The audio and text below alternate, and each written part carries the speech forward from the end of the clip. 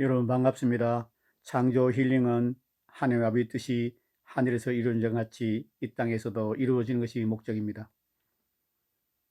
귀 있는 자는 성령이 교회들에게 하시는 말씀을 들을지어다. 아멘. 구독하시고 좋아요 누르시고 공유해 주시면 천하보다 귀한 영혼을 구원할 수 있습니다. 오늘은 사랑하는 교회는 어떤 교회인가? 변승 목사님 쓰시고 도서출판 거룩한 지에 펴낸 교회 소개하는 책을 읽어드리겠습니다.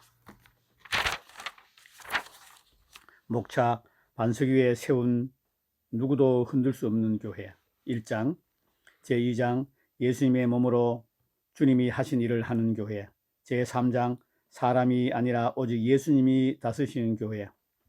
1. 교회는 절대로 장로들이 좌우하면 안 된다. 2. 교회는 목사들이 마음대로 좌우하는 곳이 되어서도 안 된다. 마태복음 16장 18절 본문 말씀을 읽어드리겠습니다. 또 내가 내게 이르노니 너는 베드로라. 내가 이 반석 위에 내 교회를 세우리니 음부의 권세가 이기지 못하리라. 아멘. 서문을 읽어드리겠습니다. 2019년 새해가 되기 전 수양관에 있을 때 곧 새해인데 하던 설교를 계속하는 것은 좀 그렇지 않을까. 새해 첫 주인이만큼 뭔가 새로운 설교를 하는 것이 좋겠다는 생각이 들었습니다. 그래서 하나님 저에게 말씀을 주시옵소라고 속으로 잠시 기도했습니다. 그리고 집에 와보니 지영이 와 있었습니다. 그래서 집사람과 함께 새벽 2시까지 얘기를 했는데 주로 우리 교회에 대한 얘기를 했습니다. 그런데 말하는 도중 성령의 감동이 느껴지면서 말하고 있는 내용이 매우 중요하게 느껴졌습니다. 다음날 잠에서 깨어났을 때 전날 한 말들이 계속 맴돌았습니다.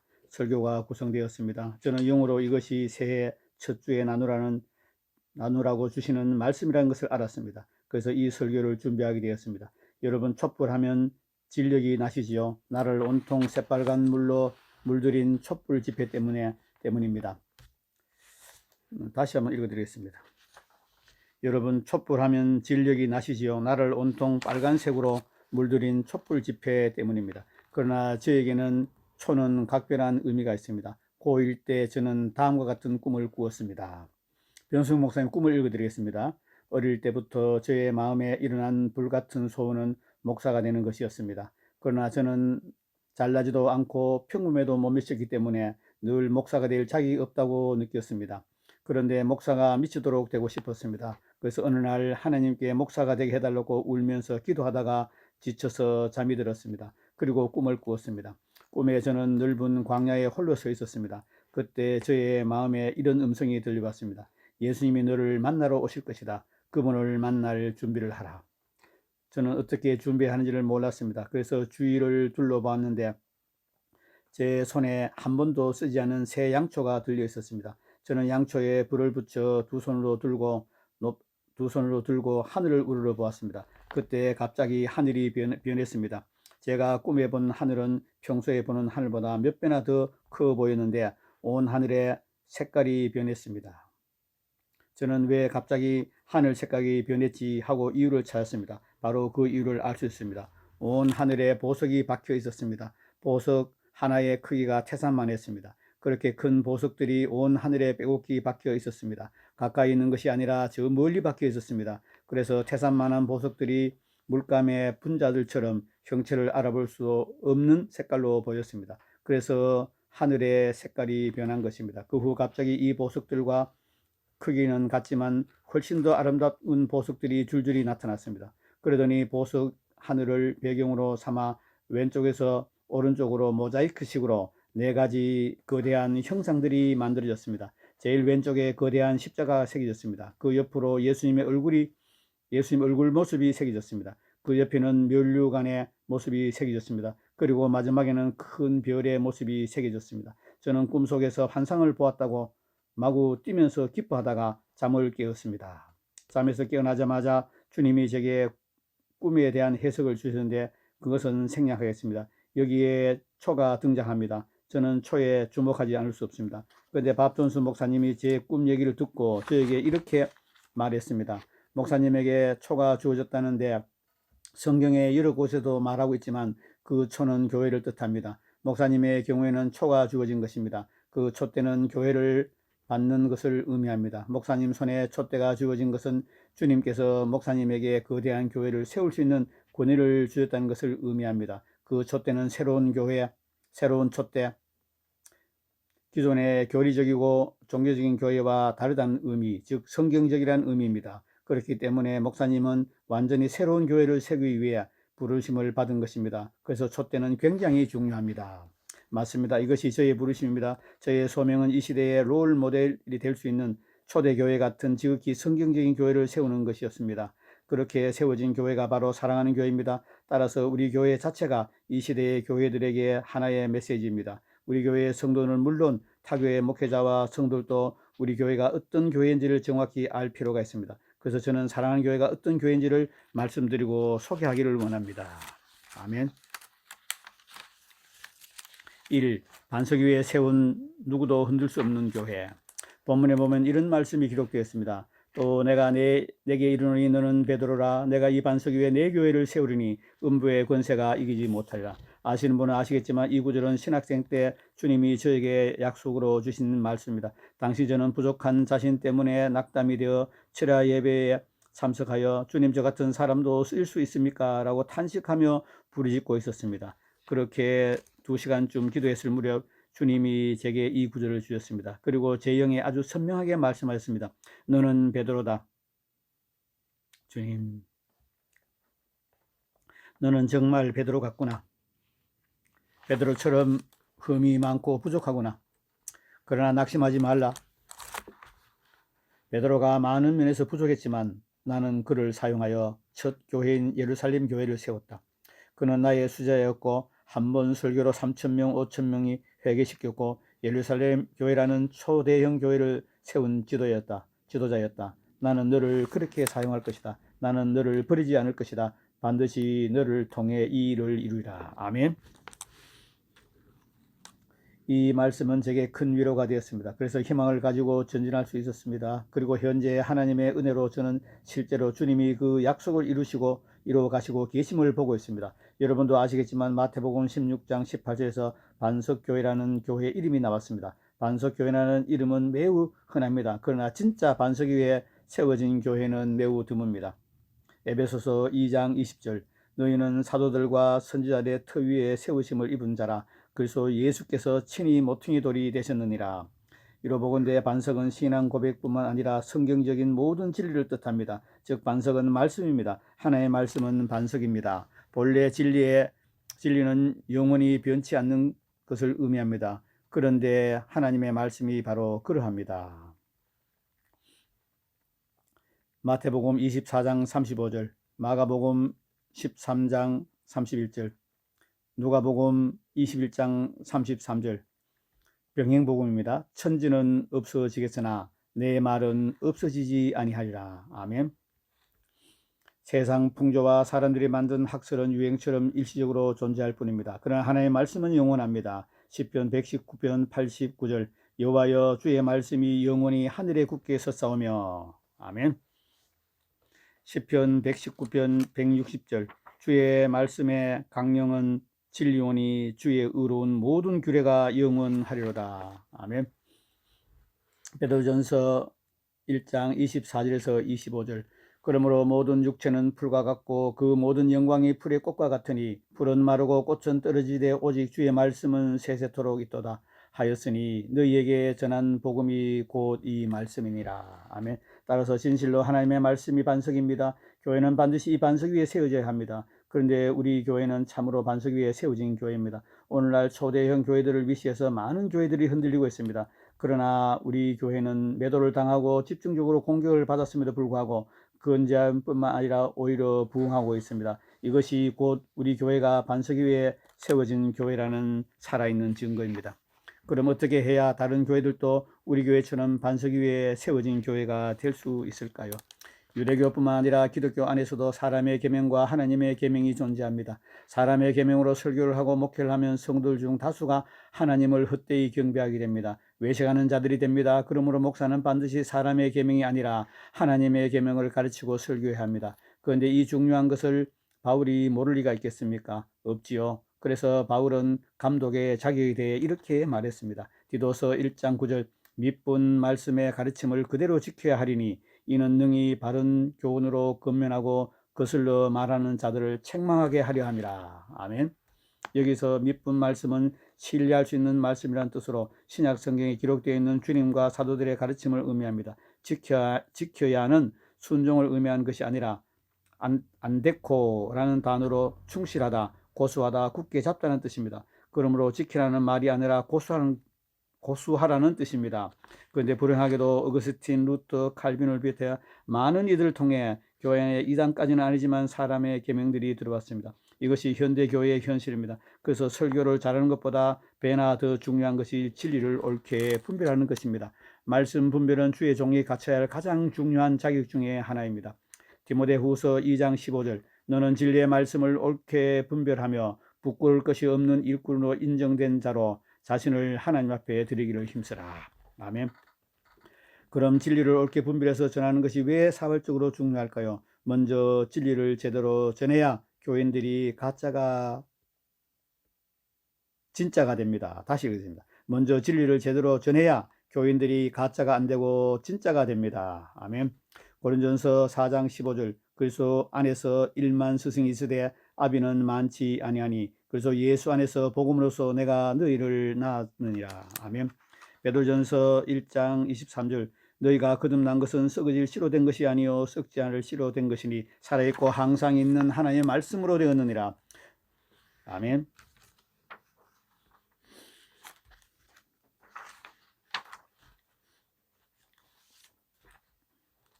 또 진리를 제대로 전해야 교인들이 변화됩니다. 요한복음 8장 32절 진리를 알지니 진리가 너희를 자유케 하리라.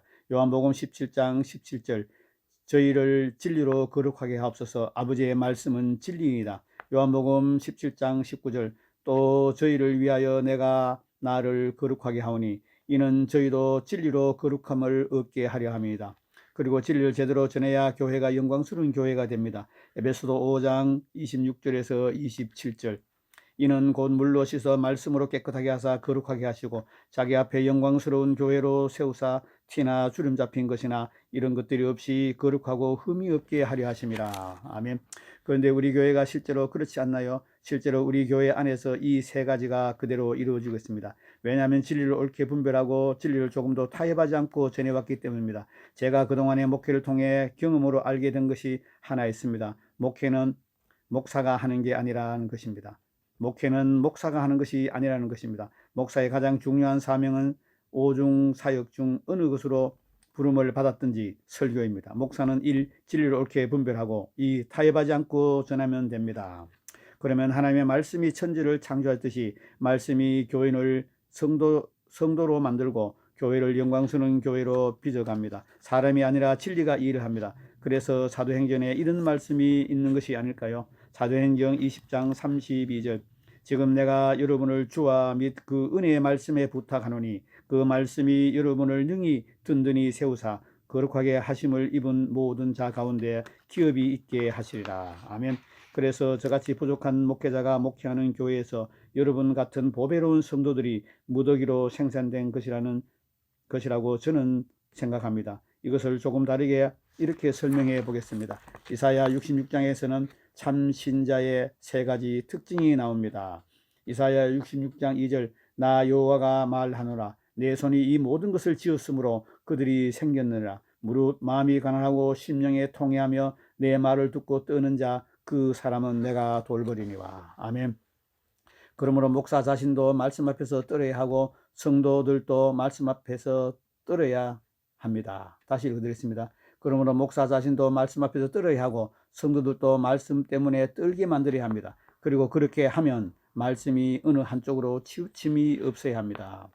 그렇게 하려면 말씀이 어느 한쪽으로 치우침이 없어야 합니다. 로마서 11장 22절 그러므로 하나님의 인자하심과 준원하심을 보라. 넘어지는 자들에게는 준원하심이 있으니 너희가 만일 하나님의 인자하심에 머물러 있으면 그 인자가 너희에게 있으리라. 그렇지 않으면 너도 찍힌 바 되리라. 하나님에게 인자와 의미하심이 있듯이 진리도 마찬가지입니다. 이 중 한쪽으로 치우침이 없이 진리를 선포해야 합니다. 그렇게 하면 설교를 들은 자들이 두려워하게 되어 하나님을 경외하게 됩니다. 이것은 말할 수 없이 중요합니다. 진리를 선포할 때 하나님의 인자 쪽으로만 전하면 성도들 중 다수가 종교 생활을 열심히 하게 됩니다. 단순히 주일 성수, 11조, 성경 공부, 기도, 봉사 이런 것들을 열심히 하며 신앙 생활을 하게 됩니다. 그러나 설교를 통해 하나님의 인자와 의미 모두를 분명히 보여주면 종교 생활을 열심히 하는 것이 아니라 회개하고 순종하고 거룩함을 추구하고 하나님을 사랑하는 등 진짜 신앙 생활을 열심히 하게 됩니다. 종교 생활 때 신앙생활 이것이 진리가 회복된 교회와 그렇지 않은 교회의 성도들의 가장 중요한 차이점입니다. 간단히 요약하면 진리가 회복된 반석 위에 세운 교회에 다니는 신자들은 대부분 반석 위에 신앙의 집을 짓습니다. 반면에 진리를 옳게 분별하지 못하고 교회에 다니는 신자는 대부분 모래 위에 신앙의 집을 짓습니다. 마태복음 7장 21절에서 27절 나더러 주여 주여 한 자마다 천국에 다 들어갈 것이 아니요 다만 하늘에 계신 내 아버지 뜻대로 행하는 자라 들어가리라. 그날에 많은 사람이 나더러 이르되 주여 주여 우리가 주의 이름으로 선지 노릇하며 주의 이름으로 귀신을 쫓아내며 주의 이름으로 많은 권능을 행하지 아니하였나이까 하리니 그때 내가 그들에게 밝히 말하되 내가 너희를 도무지 알지 못하니 불법을 행하는 자들아 내게서 떠나가라 하리라. 그러므로 누구든지 나의 이 말을 듣고 행하는 자는 그 집을 반석 위에 지은 지혜로운 사람 같으니 비가 내리고 창수가 나고 바람이 불어 그 집에 부딪히되 무너지지 아니하니 이는 주추를 반석 위에 놓은 까닭이요 나의 이 말을 듣고 행하지 아니하는 자는 그 집을 모래 위에 지은 어리석은 사람 같으리라. 비가 내리고 창수가 나고 바람이 불어 그 집에 부딪힘에 무너져 그 무너짐이 심하니라. 그러니 진리를 옳게 분별함으로 반석 위에 세워진 교회에 다니는 것이 얼마나 중요합니까? 그런데 감사하게도 우리 교회는 반석 위에 세워진 교회입니다. 이름이 반석교회인 교회들보다 더 반석 위에 세워진 진짜 반석교회입니다. 할렐루야. 주님을 찬양합니다. 주님께 영광을 올려드립니다. 아멘. 오늘은 여기까지만 소개되겠습니다. 2장, 3장은 다음에 소개되겠습니다. 목차를 다시 한번 보겠습니다. 오늘은 반석 위에 세운 누구도 흔들 수 없는 교회를 소개해드렸고 2장은 예수님의 몸으로 주님이 하신 일을 하는 교회, 3장은 사람이 아니라 오직 예수님이 다스리는 교회 이런 순서로 소개해드리겠습니다. 표지글을 읽어드리고 마치겠습니다. 또 내가 내게 이르노니 나는 베드로라 내가 이 반석 위에 내 교회를 세우리니 음부의 권세가 이기지 못하리라. 마태복음 16장 18절 여러분 잘 들으셨습니까? 마태복음 16장 18절에 내가 이 반석 위에 내 교회를 세우리니 음부의 권세가 이기지 못하리라. 내가 예수님이 말씀하십니다. 예수님께서 내가 이 반석 위에 내 교회를 세운다. 예수님이 반석 위에 교회를 세우십니다. 음부의 권세가 이기지 못하리라. 음부의 권세가 흔들지 못하리라는데 지금 한국 교회는 음부의 권세에 인정사정 없이 짓밟히고 있습니다. 이단 사정꾼들의 속임수와 거짓말에 놀아나고 정치 목사가 득실거리고 신학교에는 가짜 신학자, 가짜 교수들이 늘렸고 성도도 아닌 자들이 얄팍한 머리의 지식으로 신학생을 가르쳐서 신학교를 망치고 교회를 망치고 성도들을 망치고 한국교회를 시궁창으로 몰아가고 있습니다. 한국교회가 타락하고 성도 수가 줄어들고 빛과 소금의 역할을 감당하지 못하고 세상 사람들의 조롱거리 되고 길에 밟히는 것은 100% 신학 교수의 잘못입니다. 100% 교단의 잘못입니다. 100% 목사의 잘못입니다. 성도들이 뭐 압니까? 순진해서 목사가 신학하고 목사가 가르치면 다 맞는 줄 알고 아멘 아멘 하며 받아 먹었는데 나중에 보니 껍데기뿐인 쭉정이 신앙이었습니다. 알곡 신앙이 아니었습니다. 나중에 죽어서 하나님 앞에 서보니 염소였습니다. 한국교회 염소가 80%요 양이 20%라는 간증들이 쏟아져 나오고 있는데 저는 이 간증을 100% 믿습니다. 여러분 사랑하는 교회는 하나님이 계획하시고 하나님이 세우신 교회입니다. 사랑하는 교회는 하나님이 부르시고 하나님이 세우시고 하나님이 기름 부으시고 하나님이 인도해 가십니다. 귀 있는 자는 성령이 교회들에게 하시는 말씀을 들을지어다. 이 모델적이고 성경적인 하나님의 세운 하나님의 종들, 하나님의 교회를 핍박하는 자들이 많습니다. 그것도 없는 말 지어내서 사랑의 변승 목사님 쓴 책이 125권이 출판되어 있고 모든 설교가 인터넷에 유튜브에 올라와 있습니다. 설교 한 편만 들어봐도 압니다. 그런데 이단으로 매도하고 신비주의를 매도하고 율법주의 이단으로 매도하고 한국 교회는 썩어도 너무 썩었습니다. 마지막으로 한 말씀 드리고 마치겠습니다. 한국 교회가 썩으니 신학교가 썩으니 한국 기독교 언론들이 세상 언론보다 더 많이 썩었습니다.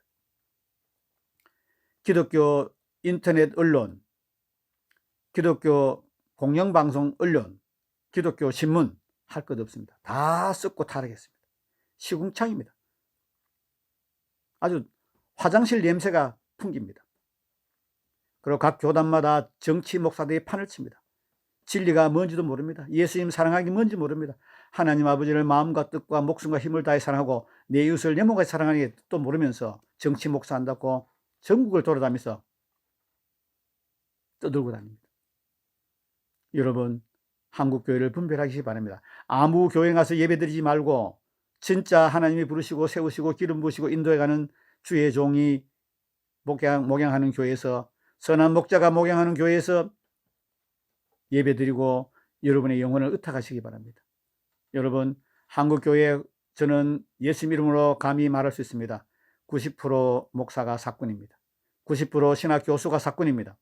10%가 진짜가 될까 말까 합니다. 한국에 5만 개 교회가 세워졌습니다. 여러분, 참으로 두렵고 떨립니다. 90% 신학 교수가 90% 목사가 사꾼이면 한국교회가 바로 설 수 있겠습니까? 한국교회는 종교개혁이 답입니다. 한국교회는 진리회복이 답입니다. 한국교회는 하나님 뜻이 하늘의 주님같이 이 땅 가운데 이루어지는 것이 답입니다. 여러분, 창조힐링은 진리회복과 종교개혁, 천하보다 귀한 영혼을 구원하는 게 목적입니다. 오늘은 사랑하는 교회는 어떤 교회인가? 변수호 목사님이 쓰시고 도서출판 거룩한 진주 펴낸 책 제1장을 소개해드렸습니다. 긴 시간 함께 하신 여러분 감사합니다.